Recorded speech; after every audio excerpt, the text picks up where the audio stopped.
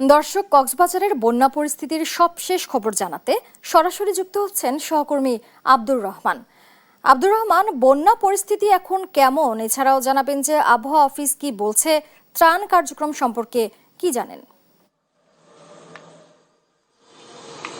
যেমনটি জানাচ্ছিলেন সালমান, আজকে সকাল থেকে কিন্তু বৃষ্টি হয় নাই। অবশেষে 11 দিন পরে সূর্যের দেখা পেয়েছে কক্সবাজারবাসী এবং কক্সবাজার বনবাসী মানুষের মনে কিন্তু চিন্তার ভাঁজ কিছুটা হলেও হাসি স্ফুলিঙ্গ দেখা গেছে। যেটা বলি যে কক্সবাজারের বনবাসী মানুষের মধ্যে যে দুঃখ দুর্দশা এবং তাদের যে পরিবার স্বজন হারানোর যে বেদনা, সেটি আসলে বৃষ্টি না থামলে এটা রোধ করার বা কমানোর কোনো সম্ভাবনা ছিল না। এই পর্যন্ত কক্সবাজারের যদি বন্যার কবলিত এলাকা থেকে পানি নামতে শুরু করেছে এবং ক্ষত চিহ্নগুলো বেশি উঠছে এবং রাস্তাঘাট জেলা প্রশাসনের পক্ষ থেকে যেটি জানিয়েছে, প্রায় 70টি ইউনিয়নের 49% আক্রান্ত হয়েছে এবং প্রায় 2000 উপরে রাস্তাঘাট নষ্ট হয়েছে, প্রায় 79টি কালভার্ট নষ্ট হয়েছে এবং ফসলি জমির কৃষি অফিসের সাথে কথা বলেছিলাম জেলা, উনি বলেছেন যে প্রায় 40,000 কৃষকের যে বীজতলা সহ যে বিভিন্ন ফসলি জমি নষ্ট হয়েছে। তারা আসলে আরো কয়েকদিন পরে ক্ষতের এই চিহ্নগুলো তারা দেখতে পারবে এবং যেটি জানিয়েছে ত্রাণ তৎপরতা যদি বলি, আজকে বিজিবি, সেনাবাহিনী,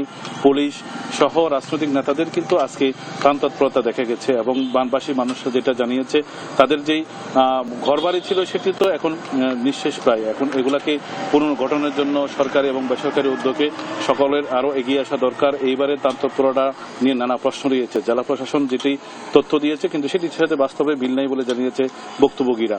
আগামী কয়েকদিন হয়তো এই ত্রাণ তৎপরতা বৃদ্ধি পাবে, যেহেতু ত্রাণ প্রতিমন্ত্রী গতকালকে এসে জেলা সার্বিক চিত্র দেখে গেছেন এবং হয়তো উনি এটি নিয়ে সরকারের সাথে কথা বলে হয়তো বানবাসী মানুষের পাশে দাঁড়াবে সকল মহল এবং সব শ্রেণীর মানুষ।